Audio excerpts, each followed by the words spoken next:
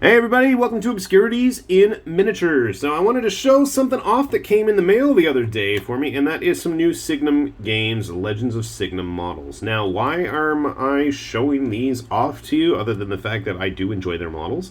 Well, the biggest reason is these two figures, while they did end up eventually on their Patreon, available as 3D printed files, actually were in their store for quite a while as 3D prints before they were even offered up on the Patreon. So I was kind of surprised about that. When I first saw them, I was like, whoa, this dude looks pretty cool. Father Dirion the Undead Slayer. Oh, he doesn't have... No, he's got some Latin thing. Ad Majorem Dei Gloriam. Okay. I know they recently finished up their Kitsune Kickstarter, which I happily backed, so I am finally going to be able to play this game, and I want to say that was supposed to include solo rules, and I'm going to put a link to that Kitsune Kickstarter just in case you didn't have a chance to check it out, because I'm sure they'll take late backers, and if you're curious about the game, well, you'll have everything you need. Moving on. So these dudes are actually, as far as I know, 3D prints that they have been offered up by Signum themselves. So I'm quite curious, and I don't know, maybe if I had known they would be on the Patreon, I would have waited, but I am just kind of curious to see how they turn out. So I'm going to start with Rorick the Berserk from Grove. I used to live on a grove. Every blow of my axes glorifies the gods. Sorry. Let's take a look at him. Sometimes I can't help myself with the bad voices.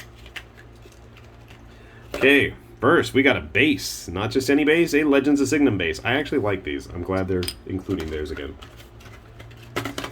Card for game. Decent durability. I know some people out there are way more picky about cards than others. So, I'll leave you to that. Now, first of all, that is a single cast piece. And I gotta say, it's probably nicer than anything I would have pulled off of my own printer. Not a whole lot in the way of contact scars that I can't really clean up myself.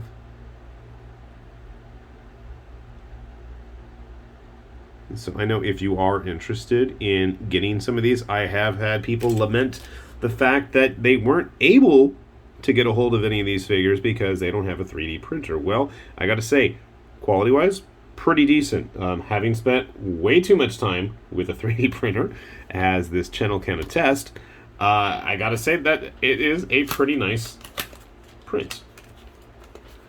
Okay, here's the base that you can't see for Father Dirion. And I'll grab some other Signum models I've got handy.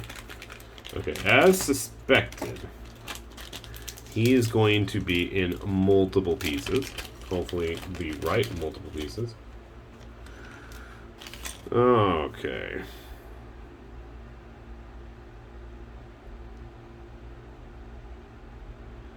Looks like pretty much everything is intact there. This guy scared me when I saw it. I was like, oh crap.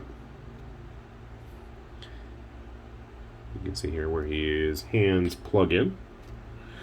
Now, well, I can't fault him too badly for that. It did have to come in transit, so that is going to take some heating up. And then this is what I was afraid of. That hat of his, oh my goodness. So thankfully only one of these snapped a bit. I'm going to do my best not to lose that teeny tiny bit. Thankfully it was packaged pretty nicely. I will give them credit for that. But yeah, that is one of those almost unavoidable issues when shipping teeny tiny figures in the mail. So he's going to kind of go like that. I have no idea which way is which for his hat. Please don't break. Maybe like that. That looks better. Boink. Let's get the camera a little bit lower without demolishing my table here. Let's grab some blue tack for our Berserker Barrage friend here. I'm pretty impressed with him. I guess one of the cool things is if you guys actually do have access to a printer, you could probably, and any of this stuff comes off poorly, you could probably just go and reprint it yourself, which is kind of cool. Let me grab a couple of my other Signum models that are handy, and we'll take a look at how they all stack up size-wise. Alright, we got our usual buddy, Didier the Bell Ringer here, along with Ramona the Tailwind. So both of these are cast resin models, but you can see here size-wise they look great, and I'm sure with some paint that is really going to help make sure they really pop. We'll throw Kumiko the Kitsune Sorceress back there as well. Now the Kitsune do tend to be larger, along with the Wolfen models that Signum Games loves to put out. I was working on this guy, you might have seen him in another video recently. Kamadar, that was his name. I was going to say Damodar, but that's the D&D movie guy. You can't even see him now. So, something to consider, something to keep an eye on, and if you don't have access to a 3D printer, well, obviously, if Signum Games is going to put out some pretty nice looking casts, I gotta say, you know, obviously, these are being somewhat mass-produced versus, you know, the care and delicate time you can take at home to make sure you have the most pristine of prints. But I gotta say, cleanup wise, they look like they've been pretty well taken care of. You can see plenty of my videos on poorly cleaned 3D resin prints. These absolutely, though, are going to need to be primed before you get to work on them. I am super afraid to try and attach this axe, but I'm gonna do it. I'm gonna try. I just don't care. The slot for those hands is really, really long, making me think it's not actually going to be that deep, and I'm probably going to need to cut that down. Yeah, because it doesn't even want to go in there. That's going to take some work on my end, but that's okay. I think even if I had printed it myself, that's going to be an issue. We can get kind of an idea of how it's all going to go together there then. Definitely a different look for a holy preacher religious type dude. If you like your clerics and priests to be a little bit more on the aggressive side, our father here is probably going to be a good choice for you.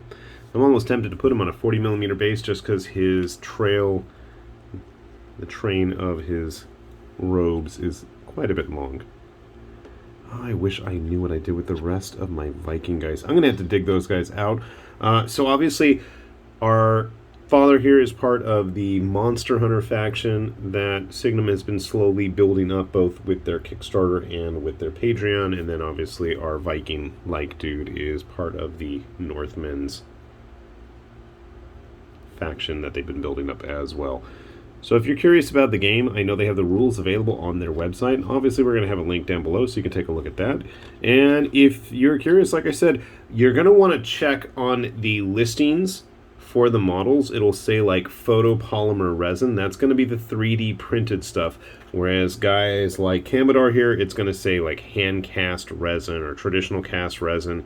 And, you know, in worst case, I'd say go ahead and ask Signum. They're cool guys, and they're pretty good about answering questions.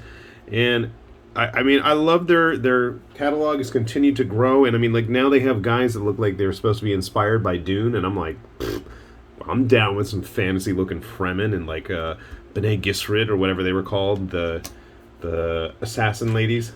I'm thinking of the David Lynch movie, but I know I read the book too. So anyway, if you're interested in any of that, if that sounds even remotely interesting to you, or you like really unique, eclectic fantasy designs, by all means, I suggest go and take a look at Signum's stuff. They've got some really fun designs, and hopefully you'll see something that you like. With that said, this has been High Lord Tamberlane with Obscurities and Miniatures, saying thanks for watching, and we will see you back here soon. Bye-bye.